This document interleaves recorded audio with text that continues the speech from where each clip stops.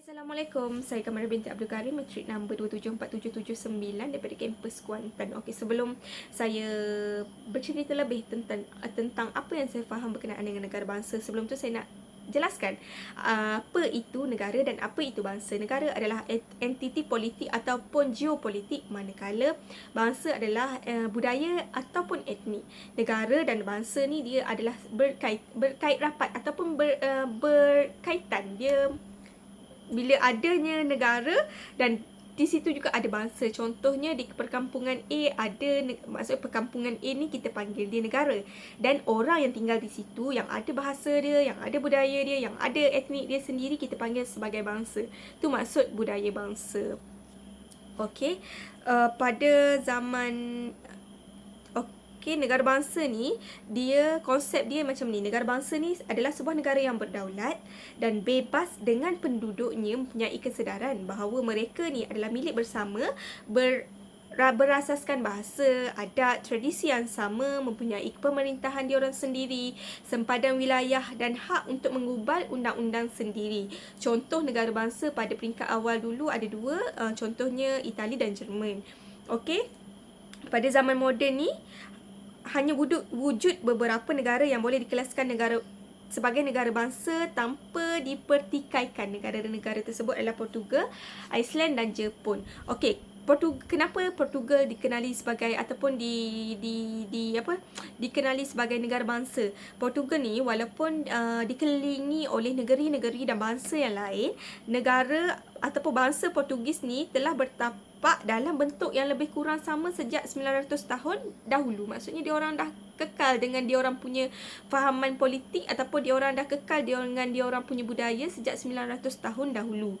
Jadi maksudnya diorang dah ada diorang punya pemerintahan sendiri, diorang dah ada bahasa diorang sendiri. Okey, kenapa Iceland pun juga dikenali sebagai negara bangsa?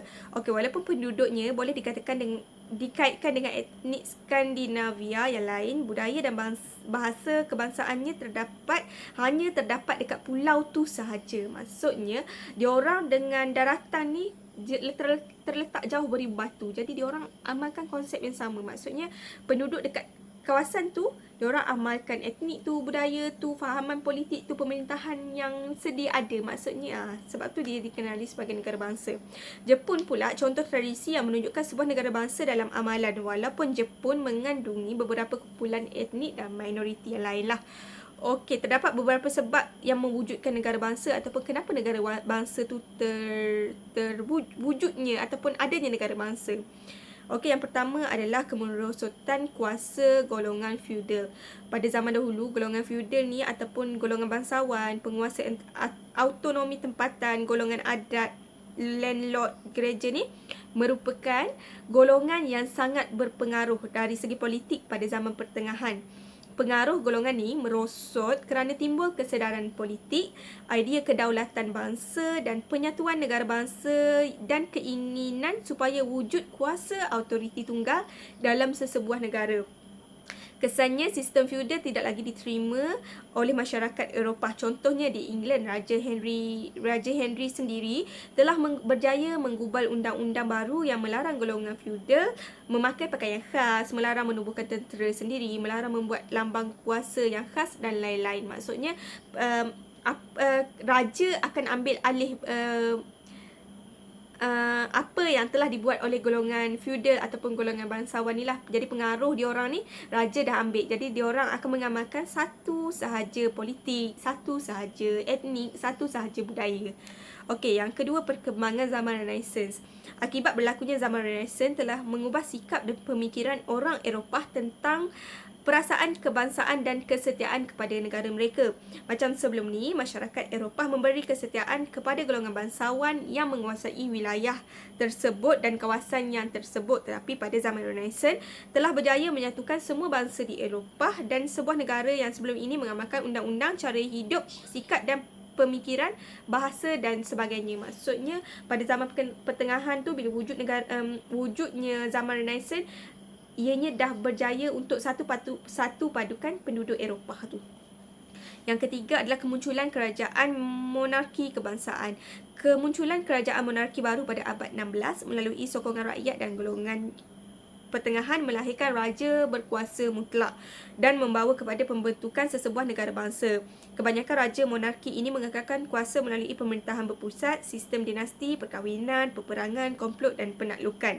Di Eropah, wujud zaman monarki mutlak yang berkuasa melalui dinasti-dinasti agung seperti Romanov, Hohenzollern, Bourbon dengan Habsburg. Contoh pemerintahan negara bangsa Perancis oleh Louis dan dinasti Valois yang melakukan pemusatan kuasa di Paris. Macam tu juga dengan Raja Henry tadi tu di England, dia melalui dinasti Tudor yang melakukan pemusatan di London. Lepas tu kenapa negara bangsa ni berlaku? Sebabnya kemajuan ekonomi. Perkembangan ekonomi yang pesat pada zaman Renaissance melahirkan golongan kapitalis seperti pedagang, pengusaha kilang, tuan tanah, pelombong dan lain-lain lah. Lepas tu ada bahasa kebangsaan diorang. Bahasa ni muncul bila golongan cerdik pandai selepas zaman Renaissance ni lah. Maksudnya diorang dah ada bahasa diorang sendiri. Kesan penubuhan negara bangsa pula, golongan bangsawan hilang kuasa dan pengaruh.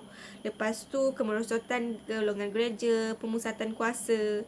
Jadi kesimpulannya, pembentukan negara bangsa yang berlaku di Eropah telah menghapuskan sistem feudal dan seterusnya telah menyebabkan kuasa pemerintahan terletak di bawah seorang pemerintah. Zaman Renaissance telah mengubah corak pemerintahan sesebuah negara di Eropah. Okey, sekian. Terima kasih.